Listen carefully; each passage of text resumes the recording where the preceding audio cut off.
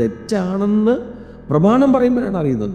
പക്ഷേ ആ പ്രമാണത്തിൽ പറഞ്ഞ നീതീകരണത്തിലേക്ക് മനുഷ്യന് പ്രവേശിക്കാൻ കഴിയാതെ വന്നപ്പോഴാണ് പിതാവ് സ്വന്തം പുത്രനെ ഭൂമിയിലേക്ക് അയച്ച് കാൽവരിയിൽ ആ പുത്രനെ തകർത്തിട്ട് അത് വിശ്വസിച്ചാൽ ആ നീതിയിലേക്ക് പ്രവേശിക്കും എന്ന സൗജന്യമായി കിട്ടിയ രക്ഷ എന്ന് വെച്ച് ഈ രക്ഷയിലേക്ക് പ്രവേശിക്കാതെ, ഈ പ്രമാണത്തെ വിശ്വസിക്കാതെ, ഈ കർത്താവിനെ അനുസരിക്കാതെ അനീതിയിൽ നിന്നുകൊണ്ട് ആ അനീതിക്കകത്ത് നിൽക്കുന്നവർ കാരണം നീതിയിൽ നിൽക്കുന്നവർക്ക് വളരെ ഉയർച്ചയുണ്ട് എന്ന് പറയുമ്പോൾ അനീതി ചെയ്യുന്നവർ നിത്യതയിലേക്ക് പ്രവേശിക്കുന്നുള്ളതല്ല, അവർ നരകത്തിൽ തന്നെ പോകും.